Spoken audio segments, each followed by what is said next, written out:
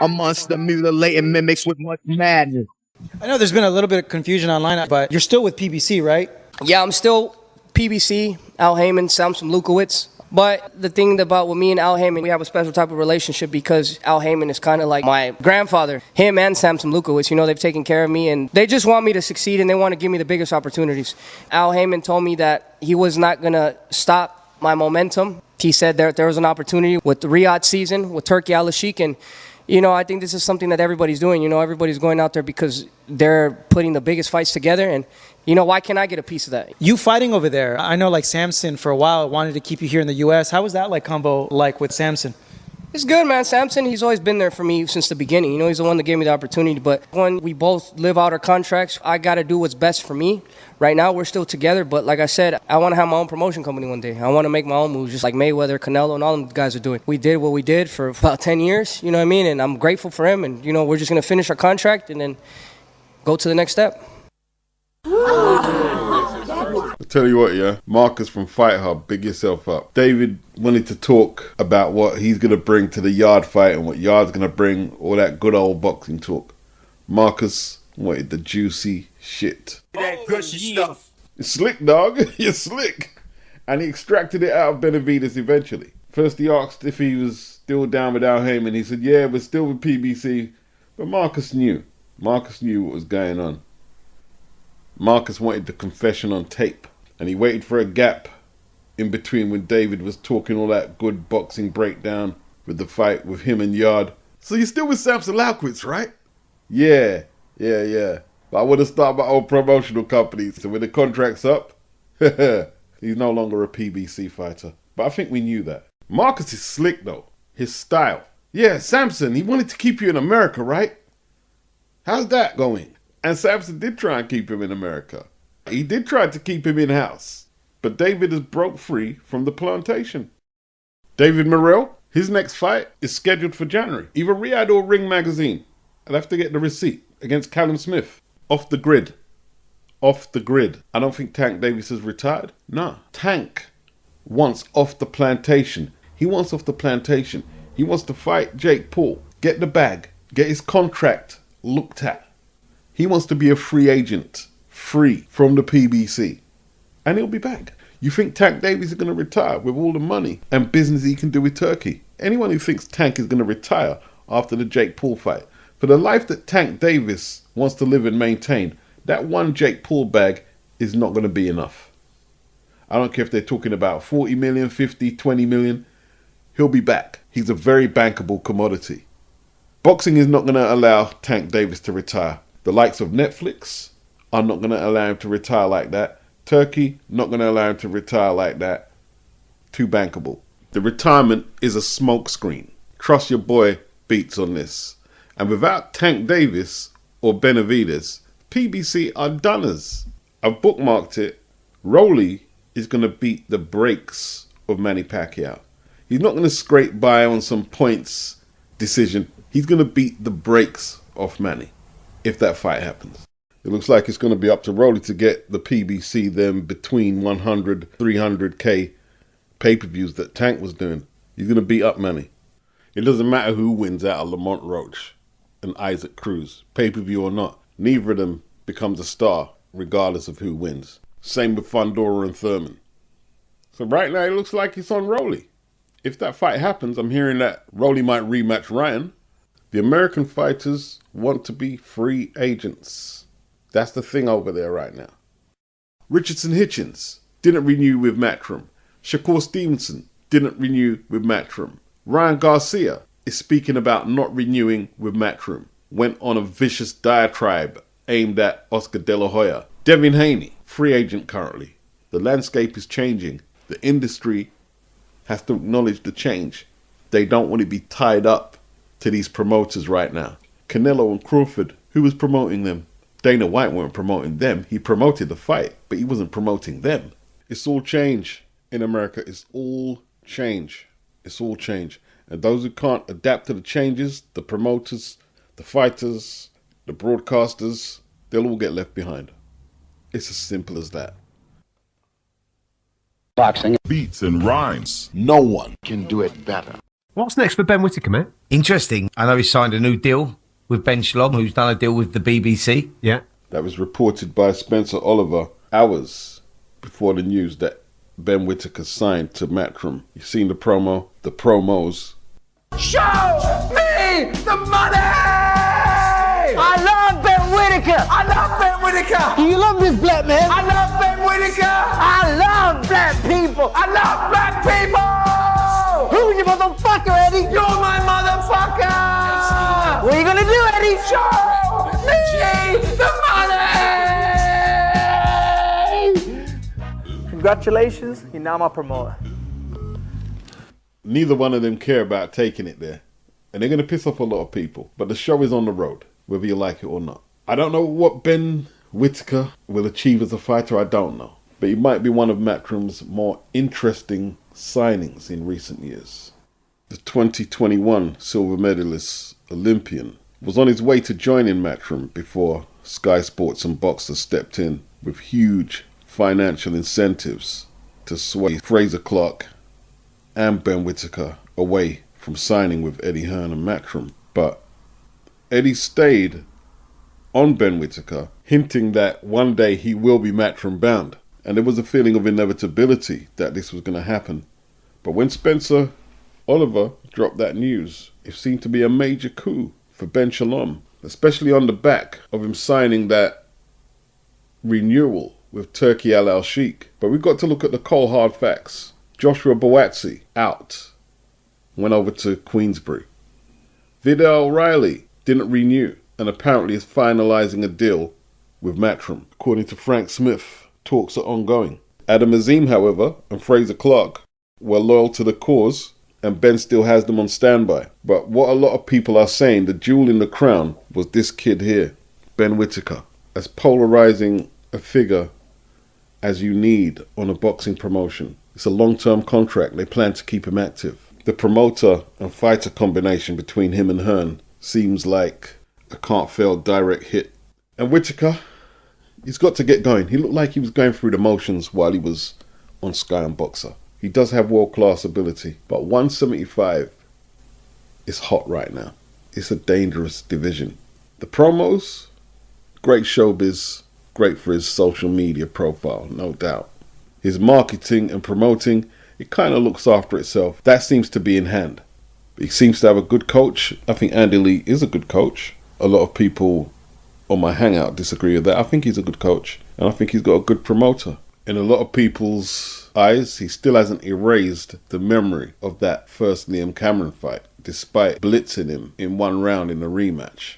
I'm not on the side of the UK who don't want to see him succeed because he showboats and has a flashy style. I do, however, believe that if you box like that, your expectation to back up how good you say you are or how good you're portraying to be is increased over boxers who take a more moderate approach in how they fight in the ring. I think that's fair. But you know what's really troubling is how much I'm agreeing with Simon Jordan recently. I hope the showboating goes. I don't. Oh, I do. Why? We want characters. We want fighters. Yeah, but he's a fighter. Well, the question about him is how far can he go? He's entertainment. The reason why Ben Whittaker is a commodity that people really are attracted to is two things. He threw his silver medal in the bin because he didn't go there to win a silver medal. He went there to win a gold, which I admired.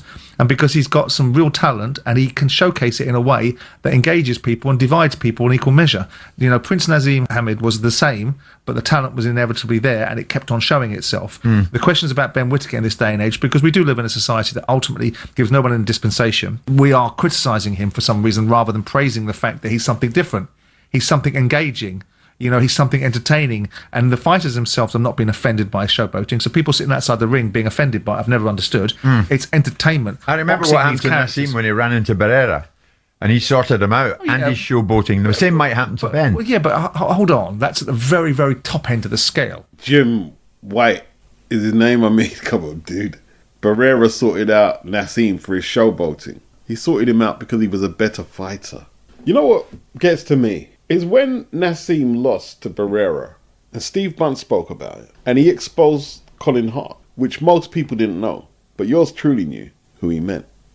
There were members of the media, he said, in their 50s jumping up and down that Nassim had beat. British members who were sent across the pond to cover the fight And I remember in the place where I was working, there was a Jamaican guy, former pro boxer, and other people, they were so happy that Nassim lost. I'm just wondering why the British media and Jim White never keep the same energy for Tyson Fury, who showboats. The bottom line is Jim is paying his bills because of the showmen in boxing. Ali's, Sugar Ray Leonard's, Eubank Sr., Prince Nassim Hamed. These are the people who kept boxing popular on the networks, because without them, it's definitely very much a fringe sport. Very much so. Eddie's like a cuckoo. He sat on the side. He's been touting an opportunity to get him. And that's because Matchroom are more powerful than Boxer. They've got more resources than Boxer. And like before, when ultimately people left Matchroom and they went to other camps because they didn't want to be on DAZN, they wanted to be on Sky. And Josh Boazzi did to Matchroom what perhaps Ben Whittaker's done to Boxer. Yeah. It's not ideal for a young fledgling promoter, but them's the rules. And if Whittaker has broken any contract, because I thought they had a relatively secure contract, and it'll be interesting if we see any puff and stuff coming out about contractual situations and whether he's breached the contract and whether there's any obligations there, or whether the contract was breached by Ben because he couldn't provide Sky. Well, who knows? But that's for another I think day. we're going to find out. Contract breaches. Well, I haven't heard anything from Boxer, Ben Shalom. Simon seems to be alluding to he might know something that perhaps we don't. We know he has a close relationship with Ben. I'm not sure how tight it is right now. I personally can't think of a time where Matchroom tried to poach a fighter who was still in contract. I don't think it's happened. But I think he's probably trying to piss off Eddie. He knows this will get back to Eddie, and Eddie will respond. Alright, so I don't think it's been officially announced, but Danny Dubois hooked up with Tony Sims. And their first fight, they're going straight into this IBF Eliminator, because Daniel's accepted it. The terms haven't been finalized, with the Cuban Frank Sanchez. That takes a lot of confidence. The Cuban, who's now 33, some say older, has often been overlooked. The chairman of the Who Needs Him fan club type of fighter.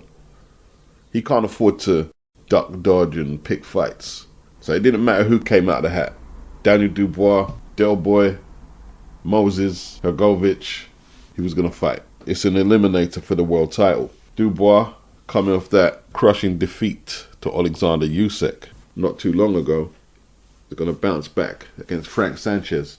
Is very impressive, and it shows the confidence levels you need to be a ranked boxer to take on someone who a lot of people don't want to take on. Sanchez, who can take the fun out of a fight on occasion, that moving and counter-punching style might be all wrong for Daniel Dubois. Dubois may just have to grit down and try and grind out a points decision or wait for an opportunity, a breakthrough to land his vaunted power punches. I would have preferred to see Don Charles in his corner. I don't like that this is Tony Sims and Dubois' first fight, and this is who they're going in with. Frank Sanchez, 25-1, 18 aside the distance, is a tall order. We've seen F.A. Jagba and Moses Atoma, Richard Torres all turn down the fight. It's a little bit of a damning indictment on boxing to see how many heavyweights have turned down this eliminator. He's not unbeatable. Stopped in 7 by Ajit Caballero within body shots in Riyadh season last year. Now, we suspect there was something wrong with his leg, but he still got beaten. He was still beaten. And if Dubois can get a victory, we're looking at one of the more impressive British heavyweight resumes. No doubt about that. I would expect Arslanbek Makhmudov to say he's going to come out like a lion. I would expect the presidente of his promotional company to say he's had the best camp in his life. The truth is, his opposition before he took on Ajit Caballero and lost has not been the best. When they stepped him up against Carlos Takam, he won a UD and they gave it to him pretty wide. But aside from the knockdowns in 1 and 7, it looked pretty close to me. With Makhmudov loading up big punches and Takam was able to punch, move. The question is Dave Allen better than Carlos Takam? He definitely doesn't have as quick hands. Definitely. I don't think he's as mobile on his feet as Carlos Takam. Probably takes a bit of a better shot than Carlos. Difficult to hit with clean shots. Makhmudov was actually better in the World Series of Boxing, where he was lighter and had actually very good hand speed. Was a decent counter puncher. Do the shots that Dave banged Johnny Fisher with put a dent in Makhmudov. Because Dave doesn't have the consistent body attack that Caballero does. Dave doesn't have the long jab that the Italian had when he stopped Makhmudov after Caballero did. Dave can't be looking to roll and slip shots with his upper body and head when Makhmudov is unloading. You're going to need his feet to get him out of trouble, as well as the rolling and slipping. You're not going to roll and slip all the punches. You're not. Because Makhmudov is not looking to land all the punches. He's looking to administer pressure, use his physical mass to bully you onto the ropes where he can unload. He doesn't care if he hits you on the arms, back of the head, or if a few stray low. If Dave doesn't use his legs, he might find this counter-punching strategy that he and Jamie Moore have theorized will be harder to put into practice in the ring against Makhmudov. Dave looks like a short heavyweight, but he's 6'3", which in the 90s and 80s was a good height for a heavyweight. He's not a small dude. And Makhmudov might be underestimating how physically strong Dave Allen is. I don't think Dave will just be willing to let Makhmudov muscle him around the ring. Makhmudov is a 265-pound professional. Dave will be probably looking to come in there 250, a bit lighter than he was against Johnny Fisher in them two fights, because he looks in good shape. By all accounts, he's lost weight. I'm envisioning an untidy fight. I think Makhmudov will struggle to land cleanly with that 1-2, and Dave has to make him pay. Has to make him pay. Try and take the air out of the big man's cells, work him to the body. This is a tough one. I'm not allowing the 2 Johnny Fisher victories to influence my pick. And I'm not going to disrespect Johnny, but in between 2023, when he retired against Fraser Clark, and the Johnny Fisher victories, his 2 opponents on the small hall circuit in Sheffield had a combined record of 10 wins, 39 losses. Dave is 33 years of age, the Russian is 36. I don't like getting picks wrong. And normally, when I'm weighing up a fight like this and I'm struggling to justify my pick, I might cop out. I hope Dave Allen don't let me down. I don't know if he's going to get a stoppage. I don't know if it'll be points, but I'm going to pick Dave Allen. I think Makhmudov's confidence, as emotionless and Eastern European he tries to be about it, will be affected by the recent stoppage losses to Caballero, to Vianello. David's going to have 8,000 to 9,000 people in the arena willing him on. By all accounts, he's went all out in training camp. Eddie Hearn has put his faith in him to headline. The rewards and incentives if he wins fights possibly against Anthony Joshua, Deontay Wilder, cha-ching, cha-ching, cha-ching. Let's not forget this is prize fighting. Should be enough to inspire Dave Allen to get the best victory of his career. Makhmudov right now is a flat-footed, big puncher who's not really about any technical boxing anymore. He's going to go in there unloading big shots. Good defense and countering can defeat what he's bringing. Can. But it's not easy because, yeah, he does hit hard. But we got to look at who he's been knocking out. We've got to look at that. Dave should be prepared for whatever he brings. This is not the David Price fight where I picked David Price to win. And Price kept Allen behind that long jab all night. Dave Price, the Scouser, was doing the fucking shoulder roll on Dave Allen and gave him a systematic beating. This isn't that. But it's going to be a very taxing fight. Let's hope Dave don't make my pick look like ass. Let's hope. Make my name taste like ass when you speak it. Anyway, if you can, I'd like you to take part in the poll. Let's get as big a sample size as we can. Who do you think wins?